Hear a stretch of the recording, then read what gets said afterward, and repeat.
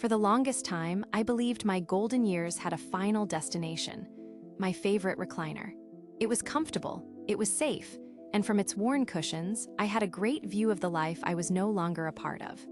I told myself this was just a natural part of aging, a graceful slowing down, but deep down, it felt more like a quiet surrender.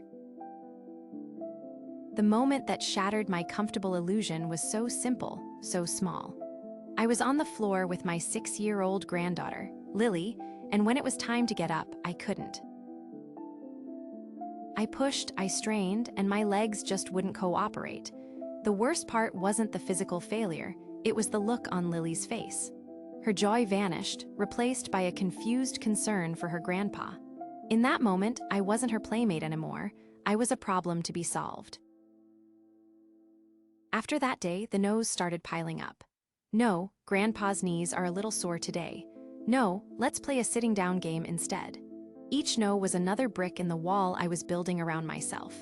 My world, which once felt so expansive, had shrunk to the size of my living room.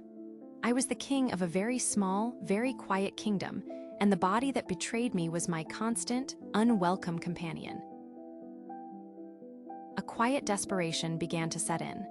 The days felt gray and indistinct, marked only by meals and television shows. I felt like I was no longer living a life, but simply waiting for it to be over. It was a bleak, silent acceptance that my best days were truly gone. During a routine checkup, my doctor looked at my chart, then at me. He talked about something called sarcopenia, the natural muscle loss that happens as we age. But then he said something that stuck with me. "George, this is a process, not a cliff. You can fight back. It's a warning, not a life sentence." That night, his words echoed in my mind. I wasn't dying, I was just stopping. And if I was stopping, then maybe, just maybe, I could start again. I went down a rabbit hole online and found this idea called functional fitness for seniors.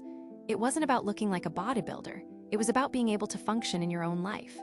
Simple exercises designed to mimic daily movements, the strength to get up off the floor, the stability to carry a laundry basket downstairs, the balance to walk on uneven ground in the park. It wasn't about defying age, it was about working with it. For the first time in years, I felt a flicker of hope.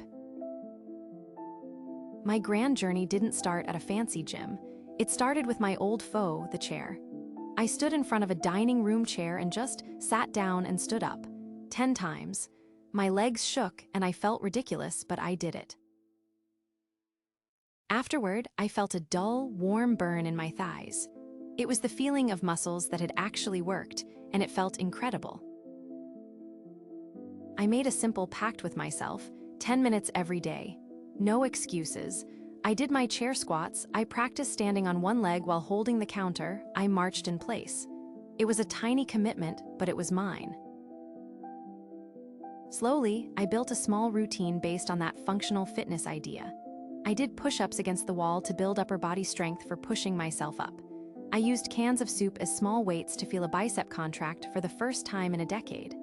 I'd walk a line across my living room, heel to toe, like a sobriety test, just to improve my balance. Each little exercise was a vote for a different future, a future where I wasn't afraid of my own body. About 2 weeks in, I woke up so sore I could barely move.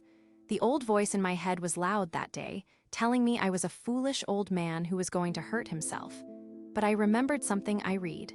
Soreness is just weakness leaving the body. So I got up, and I did my 10 minutes, gently and slowly. With a little more stability in my legs, I felt brave enough to venture out. I joined a free Tai Chi class for seniors in the local park.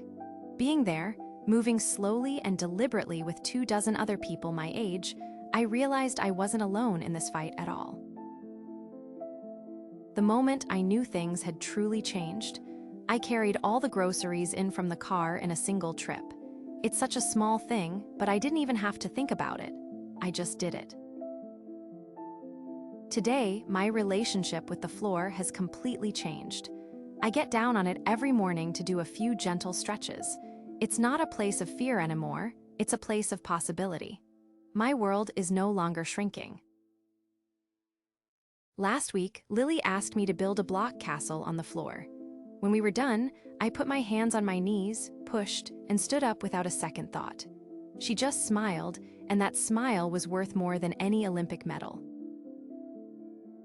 This renewed vitality isn't about pretending I'm 30 again. It's a deep, quiet confidence that my body is my partner, not my enemy.